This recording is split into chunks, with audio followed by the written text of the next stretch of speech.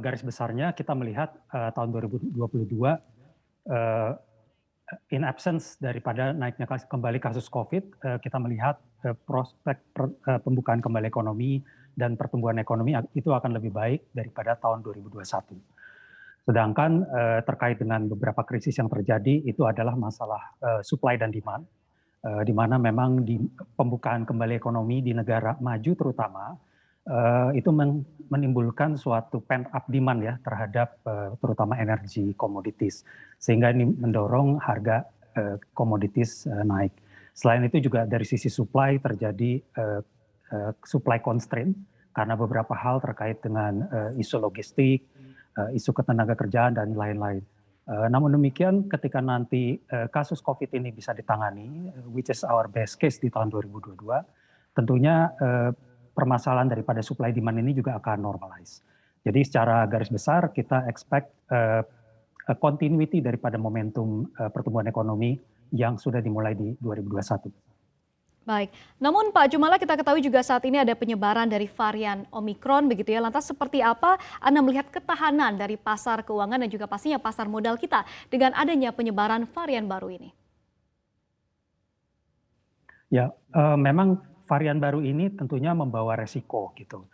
Jadi sampai saat ini tentunya studi yang dilakukan adalah studi tahap awal. Resiko yang kita lihat itu kalau misalkan nanti dari sisi transmissibility dan juga severity maupun fatality itu comparable dengan Delta, maka kita sudah bisa melihat dampaknya seperti di pertengahan tahun ini. Namun demikian beberapa hal yang kita amati juga mungkin membawa suatu berita positif adalah penelitian sementara saat ini menyatakan bahwa virus COVID-19 varian Omikron itu walaupun memang lebih mudah untuk menular, namun dalam hal severity maupun fatality ini tidak separah atau tidak seburuk varian Delta. Sehingga kami melihat kecenderungan bahwa gejolak di pasar belakangan ini sebenarnya bukan datang dari virus itu sendiri gitu ya. Tapi ini untuk mengantisipasi dampak dari reaksi beberapa pemerintah ya dari beberapa negara yang mengambil langkah-langkah aman dan mulai membatasi mobilitas keluar masuk ke negaranya gitu. Karena hal tersebut dapat memberikan dampak negatif kepada potensi pertumbuhan ekonomi global yang baru saja mengalami normalisasi gitu. Kemudian ya, hal berita yang positif lainnya tentunya juga datang daripada hasil sementara dari beberapa produsen vaksin seperti Pfizer. Hasil sementara itu menyeratkan bahwa booster ketiga daripada vaksinasi itu dapat menetralisir dampak daripada varian Omikron.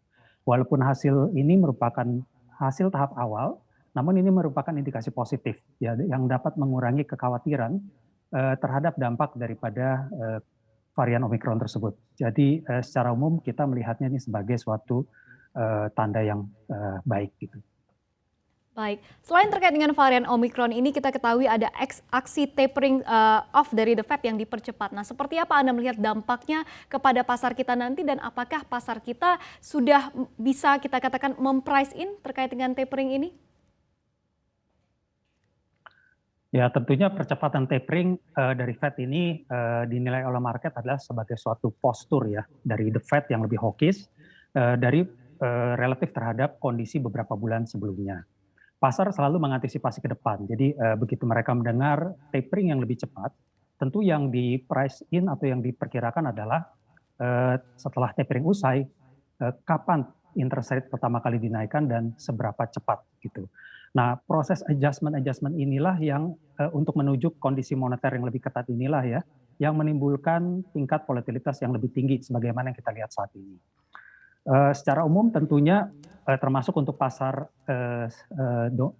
aset atau pasar finansial Indonesia, tentunya kehilangan dorongan tambahan liquidity ini berarti dukungan yang lebih kecil ya terhadap kinerja daripada pasar finansial. Namun dampaknya untuk masing-masing tiap aset kelas itu berbeda-beda.